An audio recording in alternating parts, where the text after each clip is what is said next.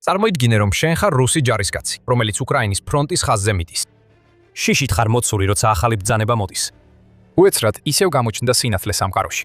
შენ ფრონტზე არ მიდიხარ, მოსკოვში მიემგზავრები.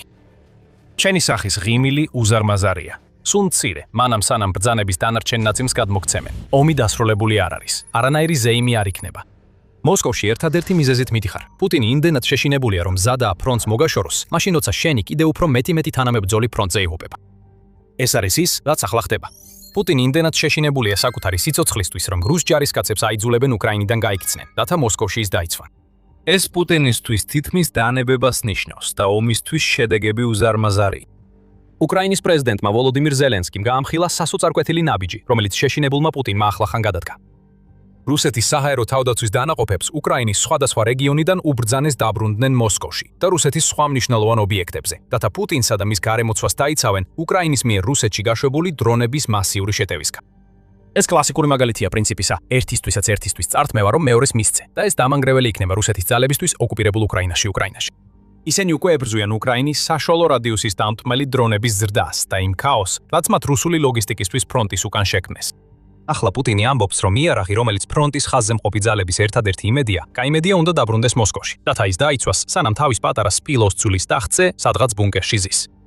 აი რას ამბობს ზელენსკი ამ ყველაფერზე. მხოლოდ მოსკოვის რეგიონში მათ ასობით გამშვები დააგროვეს. ზელენსკის თქმით, თითქმის 90 გამშვები ვალდაიში რუსეთის სხვა რეგიონებიდან გადაიტანეს. ორივე ეს ადგილი მნიშვნელოვანია. მოსკოვი რუსეთის დედაქალაქია და კრემლიც იქ მდებარეობს. ვალდაიკი იმიტომ, რომ იქ მდებარეობს პუტინის ერთ-ერთი საყვარელი რეზიდენცია. ეს ქალაქი მოსკოვიდან 500 კილომეტრით ჩრდილო-დასავლეთით მდებარეობს. რაც გაჩვენებთ, რამდენად შორს არის მზად პუტინი, რომ გაგზავნოს რუსეთის საჰაერო თავდაცვის დანაყოფები და მათი ოპერატორები საკუთარი თავის დასაცავად. არასწორად ნუ გამიგებთ. პუტინს ეს ყველაფერი არ უნდა, მაგრამ ფაქტია, რომ უკრაინის ისეთი ბრწყინვალე სტრატეგია მაიძულა, რომ რუსეთი მახეში გაება.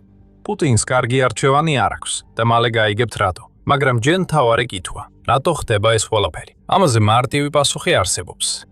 უკრაინა ძალიან ხშირად ამტკიცებს, რომ შეუძლია გაანადგუროს ყველაზე ძვირფასი ობიექტები, რომლებსაც რუსეთი მოსკოვში და მის გარშემო სასოწარკვეთით იცავს. დავიხიოთ ცოტა უკან, რომ კონტექსტი გავიგოთ. მოსკოვი უდავოდ ყველაზე დაცული რეგიონია მთელ რუსეთში. და ეს დაცვა ნიშნავს, რომ ქალაქს უკვე ასობით საჰაერო თავდაცვის სისტემა იცავს. კასპიის პოსტი მას რკინის რგოლს უწოდებს, მრავალფენიან თავდაცვას, რომელიც რუსეთის და ის დედაქალაქს აკავს, და ეს რგოლი 2023 წლიდან მუდმივად იზრდება. ახლა მასში შედის 100-ზე მეტი ცალკეული საჰაერო თავდაცვის დანაყოფი დაწყებული, ეს 300 და ეს 400 ბატარეებით, რომლებიც თითქოს და რაკეტების განადგურებაზე სპეციალიზდებიან, დამთავრებული მოკლე მოქმედი სისტემებით, როგორიცაა პანცիր. ზოგიერთი წყაროს მიხედვით, ეს საჰაერო თავდაცვები 3 რგოლად არის განლაგებული, რაც ქმნის მრავალ ფენას, რომლებიც თითქოს შეუძლებელს ხდის ვინმესთვის შეიჭრას და დარტყმები მიაყენოს მოსკოვის გულში. რუსეთმა კიდევ უფრო შორსაც კი წავიდა და პანცირის მობილური საჰაერო თავდაცვის სისტემები სამოქალაქო შენობების სახურავებზე განათავსა, რათა კიდევ უფრო გააძლიეროს ქალაქის დაცვა უკრაინის დრონების საფრთხის წინააღმდეგ. და ამ ყველაფერს საერთოდ არანაირი მნიშვნელობა არ ქონია. უკრაინამ სრულიად გაანადგურა წარმოდგენა იმის შესახებ, რომ მოსკოვი ისეთივე დაცულია, როგორც პუტინს სჭირდება. მაისიდან ივნისამდე განხორციელებული დარტყმების სერია შუა ივნისში დასრულდა მოსკოვის ყველაზე მნიშვნელოვან ნავთობგადამამუშავებელ ქარხანაზე თავდასხმით. ეს ნავთობგადამამუშავებელი ქარხანა კრემლიდან მხოლოდ 16 კილომეტრში მდებარეობს და ის მოსკოვის რეგიონის საწვავის დაახლოებით 40-50% აწარმოებს. ამ დარტყმების დროს რუსეთმა განაცხადა, რომ ქვეყნის მთელ ტერიტორიაზე თითქმის 1000 უკრაინული დრონი და რაკეტა გაანადგურა. მაგრამ ვერ შეძლო იმ დრონების შეჩერება, რომლებმაც მოსკოვის ნავთობგადამამუშავებელ ქარხანას ისეთი ძლიერი დათმა მიაყენეს, რომ ქალაქის მოსახლეობას საშინელი შავი წვიმა დააყარა. ეს არის უკრაინა, რომელიც ომს რუსეთში აბრუნებს და ის ფაქტი, რომ დათქმა კრემლთან ასე ახლოს მოხდა, პუტინს შარვალში ყავისფერ ლაქებს დაუტოვებდა. უკრაინის დრონებს დამატებითი 16 კილომეტრის დაფარვა დიდ ძალისხმევას არ დასჭირდებოდა და აშკარაა, რომ რუსეთის საჰაერო თავდაცვა ვერ აჩერებს შორიმოქმედების დამთმელი დრონების მასიურ ჯგუფებს, რომელთა გაგზავნაც უკრაინას ახლა შეუძლია. პუტინის მთავარი პრობლემა ახლა ეს არის, რომ მთელი ომი რუსეთში ბრუნდება. მოსკოვის მოსახლეობა გაბრაზებულია. ისინი არასდროს უნდა გამკლავებოდნენ შავ წვიმას, ან ასობით ფრენის გაუქმებას და გადადებას უკრაინის დარტყმებისგან. მოსკოვი ამ ყველაფრისგან ზედმეტად დაცული იყო, თუმცა ასე არ აღმოჩნდა და უკრაინამ ეს ფაქტი გამოავლინა. და ეს არ იყო ისე, თითქოს მოსკოვის ნავთობგადამამუშავებელზე დარტყმა ყველაფრის დასასრული ყოფილიყო. 27 ივნისს DW-მ გაავრცელა ინფორმაცია, რომ უკრაინულმა დრონებმა დააზიანეს ნავთობის სატუმბის სადგური, რომელიც მოსკოვის საწვავით მომარაგებისთვის მნიშვნელოვანია. ასე რომ, რასაც უკრაინისგან ხედავთ, შორს არის იშვიათი ცალკეული დათმებისგან.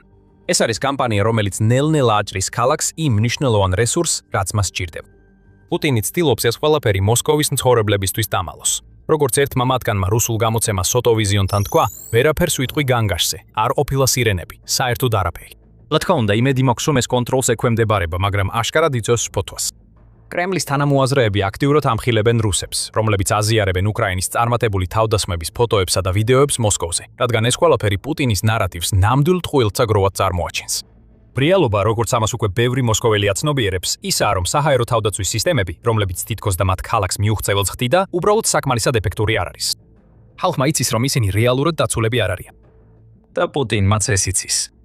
უკრაინიდან მოსკოვისკენ გაგზავნილი დრონების ნამდვილი არმადა უკვე თვეებია მუდმივად გადადუხტავს რუსეთის საჰაერო თავდაცვას. წლების წინ, როცა უკრაინას შორ მანძილზე მოქმედი დრონების მარაგი არ ჰქონდა, პუტინს შეეძლო ეს ყველაფერი იულად გადაეფარა. დიახ, უკრაინა დარტმას ახორციელებდა, მაგრამ ძირითადად ეს იყო საზღვრისპირა რეგიონებში და რუსეთის სხვა ისეთ ადგილებში, რომლებიც პუტინისთვის სოციალური თვალსაზრისით მაინც თუ არა სამხედრო, ნაკლებად მნიშვნელოვანია. მაგრამ ახლა დარტმები უფრო ეფექტური ხდება. ისინი ბევრად უფრო მასშტაბურად ხორციელდება და უფრო ღრმად აღწევს ვიდრე ოდესმე. Wall Street Journal-ი არნიშნავს, რომ მხოლოდ 2026 წელს უკრაინამ დარტმების რაოდენობა გაზარდა. იანვარში რუსეთის სამიზნეებზე დადასტურებული უკრაინული დარტმების რაოდენობა 10-ზე ნაკლები იყო. ახლა კი ეს რიცხვი 30-ის აჭარბებს. დაითვალისწინეთ, რომ ეს მხოლოდ სრულად დადასტურებულ დარტმებს მოიცავს. Firepoint-ი, რომელიც აწარმოებს FP-FP1 დრონს, რომლითაც ამ დარტმების დიდი ნაწილი ხორციელდება, ამბობს ამას. ის გეგმავს ყოველდღიურად 300 დამანგრეველი დრონის წარმოებას, რომელთაგან თითოეული ვერსიის მიხედვით 1600-დან 3000 კილომეტრამდე მანძილს ფარავს. დაამატეთ მოდიფიცირებული ნეპტუნის რაკეტები, Firepoint-ები, საკუთარი Flamingos ტიპის საკრუიზო რაკეტის ჰიბრიდი და კიდევ ბევრი სხვა და მიიღებთ იმას, რაც მოსკოვში ხდება. რკინის რგოლი საკმარისად დიდი არ არის, რომ ყველა შეაჩეროს. ამიტომ პუტინი იძულებულია ფრონტიდან ჰაერ-საწინააღმდეგო თავდაცვის სისტემები გაიყვანოს, რათა დაიცვას თავი, კრემლი და საშუალო მოსკოველი იმ რეალობისგან, რომ მის მიერ დაწყებული ომი რუსეთის ყველაზე მნიშვნელოვან ქალაქებში აფეთქებებს იწვევს. არ ამგონია, რომ ამას დიდი მნიშვნელობა ჰქონდეს. როგორც ტელეგრაფი არნიშნავს, რუსეთის მთელი ჰაერ-საწინააღმდეგო თავდაცვის სისტემა, მათ შორის რკინის რგოლი, რომელიც მოსკოვს აკრავს, არასდროს იყო შექმნილი იმისთვის, რასაც ახლა უკრაინა აკეთებს. ამ ქსელში არსებული სისტემები, რომელთა დიდი ნაწილიც საბჭოთა ეპოქის მოძველებული დიზაინებია, შექმნილია ტრადიციული რაკეტებისა და თვითმფრინავების წინააღმდეგ საბრძოლველად, ოლველად. დრონები საერთოდ არ არსებობდა, როცა ეს სისტემები იქნებოდა. ეს იმას არნიშნავს, რომ დრონების განადგურება ამ სისტემებით შეუძლებელია, მაგრამ იმდენად დიდი რაოდენობით შეიძლება დრონების გაშვება მოსკოვზე, რომ ამ სისტემებს უბრალოდ არ ყოფნით რაკეტები უკრაინის შეტევების შესაფის შესაჩერებლად. ინტერნეტში უკვე ვრცელდება ფოტოები, სადაც პანცირის სისტემებს ჩვეულებრივი 6-ის ნაცვლად მხოლოდ 2 რაკეტა აქვთ, რაც მიუთითებს, რომ რუსეთი გადამჭერი რაკეტების დეფიციტს განიცდის. CBS News ამატებს, რომ რუსეთს ეწურება S-300-ის საჰაერო თავდაცვის რაკეტები. და უკრაინული შეფასებებით, რუსეთს დაახლოებით 400 გადამჭერი რაკეტა ჰქონდა ხელმისაწვდომი S-300PM და S-400 სისტემებისთვის. 2025 წელს, როგორც ჩანს, რაკეტების დეფიციტი უკვე ყველა იმ საჰაერო თავდაცვის დანაყოფზე მოქმედებს, რომელიც პუტინმა მოსკოვის გარშემო განათავსა. ამიტომ უფრო მეტი დანაყოფი გადახათ რუსეთის დედაქალაქში, მათთან ერთად რაკეტებიც და ის ჯარისკაცებიც, რომლებიც ამ სისტემებს მართავენ. პუტინის ფილოსოფია როგორც ჩანს ასეთია. თუ ახლა რკინის რგოლი საკმარისი არ არის, მაშინ მეტი დანაყოფი მას საკმარისად გააძლიერებს. შეიძლება მართალიც იყოს, როგორი დაუჯერებელიც არ უნდა ჩანდეს ეს. თუმცა ამ ნაბიჯში არსებული აშკარა სასოწარკვეთა ბევრს ამბობს. პუტინი იძულებული გახდა მიეღო გადაწყვეტილება, რომლის მიღებაც არასდროს სურდა, მაგრამ მან ეს გააკეთა და ამ გადაწყვეტილების შედეგები მისი უკრაინაში შეჭრისთვის უზარმაზარია. ამეთმა გადაწყვეტილებამ შეიძლება ყველაფერი შეცვალოს. სწორედ ასეთ საკითხებს ვაშუქებთ აქ, The Military Show-ზე. ეხლა იდეალური დროა არხზე გამოიწეროთ, სანამ ვიდეოს დაუბრუნდებით. აი რას აკეთებს პუტინი სინამდვილეში, როდესაც საჰაერო თავდაცვის სისტემებს ოკუპირებული ტერიტორიებიდან მოსკოვში აბრუნებს. რუსეთის ლიდერმა შეგნებულად მიიღო გადაწყვეტილება, ერთი დაასუსტოს, რათა მეორე გააძლიეროს. ეს ყველასთვის საკმაოდ ნათელია. პუტინი დადგა არჩევანის წინაშე. დაეცვა საკუთარი თავი და რუსეთის დედაქალაქი, თუ უზრუნველეყო, რომ ასობით ათასი ჯარისკაცი, რომელიც უკრაინაში გაგზავნა, რაღაცით მაინც ყოფილიყო დაცული და მან საკუთარი თავი აირჩია. კიდევ ერთხელ, ეს გზავნილია ყველასთვის, ვისაც პუტინი უკრაინაში აგზავნის, რომ მათი სიცოცხლე ბევრად ნაკლებად ფასობს ვიდრე მისი, რაც ისედაც იცოდნენ, და რომ მათი სიცოცხლე ასევე ნაკლებად ფასობს ვიდრე საშუალაშოუველის აღქმა. პუტინი იმდენად სასოწარკვეთილია, რომ მოსკოვის მოსახლეობამ არ დაინახოს იმ ომის შედეგები, რომელიც თავად დაიწყო, რომ მზად არის კიდევ უფრო მეტი რუსი ჯარისკაცი დაიღუპოს ფრონტზე, ოღონდ შეინარჩუნოს ილუზია, თითქოს ყველაფერი კარგადაა სამშობლოში. ეს სამწუხარო მდგომარეობაა, რომელიც პუტინზე როგორც პიროვნებაზე მეტყველებს. და რაც თავარია, უკრაინამ ზუსტად იცოდა, რომ პუტინი ასე მოიქცეოდა, როგორც კი დრონები მოსკოვს მიაღწევდნენ.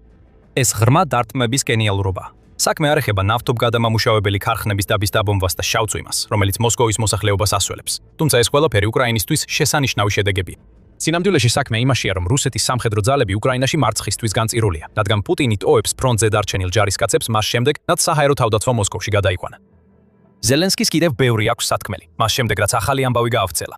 მას შემდეგ რაც გამოავლინა, რომ რუსეთმა ფრონტიდან საჰაერო თავდაცვა მოსკოვისა და კიევის დასაცავად გადაიყვანა, რომელიც ასევე უკრაინის დრონების თავდასხმის ქვეშ აღმოჩნდა. ზელენსკიმ თქვა, რომ არსებითად არსებობს ორი პერიმეტრი, რომლის დაცვაც რუსებს უბრძანეს: საკუთარი ტერიტორიისა და დროებით ოკუპირებული უკრაინის ტერიტორიის სხვა უბნების დასუსტების ხარჯზე. ჩვენ შესაბამის დასკვნებს გამოვიტანთ. ჩვენ უკვე ვიცით, რა არის ეს აუცილებელი დასკვნები.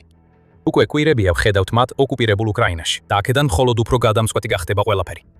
დასკვნა, რომელსაც აკეთებენ, არის უკრაინის საშუალო სიღრმის დარტყმების კამპანია. ამ კამპანიამ უკვე გაარღვია რუსეთის საჰაერო თავდაცვა ოკუპირებულ ტერიტორიებზე, იმდენამდე, რომ უკრაინამ შეძლო დაეწყო თავისი ლოგისტიკური ბლოკადის კამპანია, რომელიც ახლა ყირიმის იზოლირებას ცდილობს და ასევე აიძულებს რუსეთის ძალებს ფრონტზე შევიდნენ ბრძოლაში მათთვის საჭირო მხარდაჭერის გარეშე.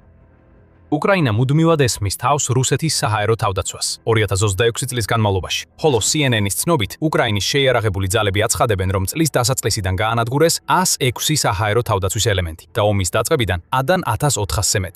საშუალო სიღრმის დარტყმების კამპანია, რომელიც მიზნად ისახავს რუსეთის სამხედრო რესურსებისა და ლოგისტიკის განადგურებას ფრონტის ხაზიდან დაახლოებით 300 კილომეტრის სიღრმეში, სწორედ ამ კამპანიის შედეგია.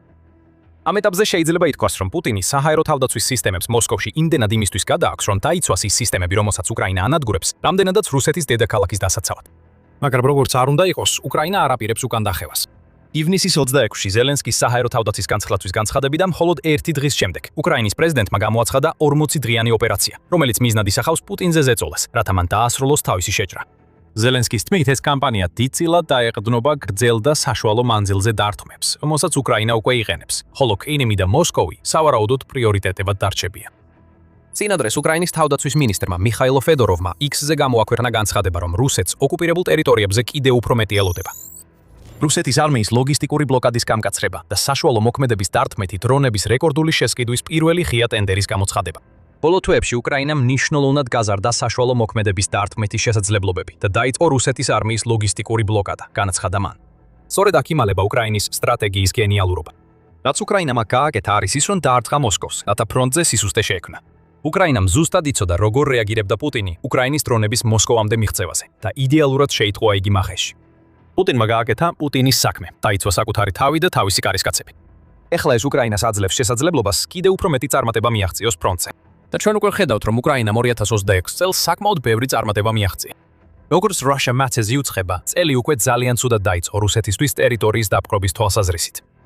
ის მიუთითებს ომის კვლევის ინსტიტუტის, ანუ ISW-ს მონაცემებზე, რომელიც ამას ამბობს. რუსეთმა 51.7 კვადრატული კილომეტრის წმინდა დანაკარგი განიცადა 26 მაისიდან 23 ივნისამდე პერიოდში. თუ არ ჩავთვლით იმ ტერიტორიებს, რომელთა დაკავებასაც რუსეთი ამტკიცებს, მაგრამ რეალურად მხოლოდ 1 ან 2 საადაზვრო ჯგუფი ხავს შეყვანილი. რუსეთი უკვე კარგავს ჯარისკაცებს თვეში 30-დან 35,000-მდე ტემპით, ხოლო მისი ყოველდღიური დანაკარგები ივნისში 1000 ბევრად აღემატება. ხოლო 27 ივნისამდე, გასული 24 საათის განმავლობაში რუსეთმა დაკარგა 1350 ჯარისკაცი, იუწყება უკრაინის თავდაცვის სამინისტრო. ყველაფერი ეს გვიჩვენებს, რომ უკრაინას უკვე აქვს ინიციატივა, რომელიც დაფუძნებულია ღრმა დარტყმებზე, შუალედურ დარტყმებზე და სასტიკ თავდაცვაზე ფრონტზე. და ახლა, როცა მან პუტინი თავის იდეალურ მახეში შეიტყვა, შეუძლია ამ ინიციატივაზე კიდევ უფრო ააგოს. უკრაინამ უკვე მოიპოვა ცეცხლის კონტროლი დონბასისა და ყირიმის მნიშვნელოვან ნაწილებზე თავისი დრონების გამოყენებით. რაც ნიშნავს, რომ რუსეთის ძალებს თავისუფლად შეტევა აღარ შეუძლიათ და ყოველი იერიში, რომელსაც ისინი იწყებენ, უკვე არახელსაყრელი მდგომარეობიდან მოდის, რადგან მათი მომარაგების ხაზები გადაჭრილია. ახლა, როცა პუტინი საჰაერო თავდაცვას მოსკოვში აბრუნებს, შუალედური დარტყმების კამპანია კიდევ უფრო გამწვავდება. უკრაინა განახორციელებს კიდევ უფრო მეტ დარტყმას და რაც მთავარია, წარმატების მაჩვენებელი კიდევ უფრო მაღალი ექნება, ვიდრე აქამდე ჰქონდა. და ეს ყველაფერი რუსეთის ზაფხულის შეტევის პიკში ხდება. როგორც თქვით, გენიალურია. აიძულა პუტინის შექმნას სისუსტეები ფრონტზე და გაჩნდეს შესაძლებლობები საფასუხო შეტევებისთვის და მეტი მსხვერპლი წარმოიშვას. და ამ ყველაფერს ერთი კარგი პატარა ბონუსიც აქვს. უკრაინა ძალიან ყურადღებით დააკვირდება იმ კონკრეტულ ადგილებს, სადაც პუტინი გაგზავნის საჰაერო თავდაცვის დანაყოფებს, რომლებიც ფრონტის ხაზიდან აქვს წაღებული. ჩვენ ვიცით, რომ მას ეს შესაძლებლობა აქვს. უკრაინას ოკუპირებულ ტერიტორიებზე მთელი ჩრდილოვანი არმია ჰყავს, რომელიც აკვირდება და ელოდება, სად გაჩნდება ხვრელები, რათა ეს ინფორმაცია გადაეცეს. რუსეთში თავად ისეთი ჯგუფები, როგორიცაა ატეში, ატარებენ დივერსიულ ოპერაციებს მოსკოვში და თვალსადევნებენ პოტენციურ სამიზნეებს. როდესაც ამ სამიზნეებს უფრო მეტი საჰაერო თავდაცვის სისტემებით გააძლიერებენ, უკრაინა ამის შესახებ გაიგებს. როდესაც ამ სამიზნეებს უფრო მეტი საჰაერო თავდაცვის სისტემებით გააძლიერებენ, უკრაინა ამის შესახებ გაიგებს. როდესაც ოკუპირებულ ტერიტორიებზე სამიზნეები დასუსტება, უკრაინა ამის შესახებ გაიგებს. პუტინი იძულებული გახდა უკრაინისთვის გადაეცა მნიშვნელოვანი დაზვერვითი ინფორმაცია, რადგან თავად გაება მახეში. და როგორც კი გამოტანილი საჰაერო თავდაცვის სისტემები განთავსდება, უკრაინა ზუსტად გაიგებს, რომელ ობიექტებს არ უნდა პუტინს, რომ დრონები მოხვდნენ. არ არის საჭირო დიდი სამხედრო ტაქტიკოსი იყო, რომ მიხვდე, რომელ ობიექტებზე მიიტანენ იერიშს, ისეთი მასიური დრონები ჯგუფები, რომ ახალი საჰაერო თავდაცვა მათ შეჩერებას ვერ შეძლებს. და კიდევ ერთი რამ არის, უკრაინას მალე ექნება გრიპენის გამანადგურებელი თვითმფრინავები. ეს პარტია სავარაუდოდ ჩამოვა მომდევნო 10 თვის განმავლობაში, შესაძლოა წლის ბოლომდეც კიდეც კი. ისინი ასევე არიჯურებიან მეტეორის რაკეტებით, რომლებსაც აქვთ 100 კილომეტრზე მეტი მოქმედების რადიუსი და მოძრაობენ მახ 4-ზე მეტი სიჩქარით. თუ ყველაფერი უკრაინის სასარგებლოდ წავა, ეს თვითმფრინავები შევლენ გარემოში, სადაც რუსეთის საჰაერო თავდაცვა ოკუპირებულ ტერიტორიებზე უფრო სუსტია ვიდრე ოდესმე. რაც გრიპენებსა და სხვა გამანადგურებლებს მისცემს საშუალებას, განახორციელონ უფრო მომაკვდინებელი საბრძოლო გაფრენები რუსეთის ზურგში. უკრაინამ შექმნა იდეალური ქარიშხალი და პუტინი მასში ამოჩნდა. არ აქვს მნიშვნელობა პუტინი რომელი მიმართულებით მიმართავს რუსულ გემს, წყალი მაინც გემზე შემოდის. თუ ის საჰაერო თავდაცვას მოსკოვში აბრუნებს, როგორც ახლა აკეთებს, მაშინ რუსეთი ოკუპირებულ ტერიტორიებზე უფრო სუსტია. თუ ის ამ თავდაცვას იქვე ტოვებს, სადაც იყო, მაშინ მოსკოვი, კიევი და ყველა სხვა მნიშვნელოვანი შორეული სამიზნე უფრო სუსტია. აქ პუტინს გამარჯვების შანსი არ აქვს და მის მიერ მიღებული გადაწყვეტილება ფაქტობრივად უკრაინას აძლევს შესაძლებლობას განავითაროს ყველა ის წარმატება, რაც უკვე ვიხილეთ 2026 წელს. ნიშნავს ეს იმას, რომ უკრაინა სულ მასშტაბიან შეტევას იწყებს? არა.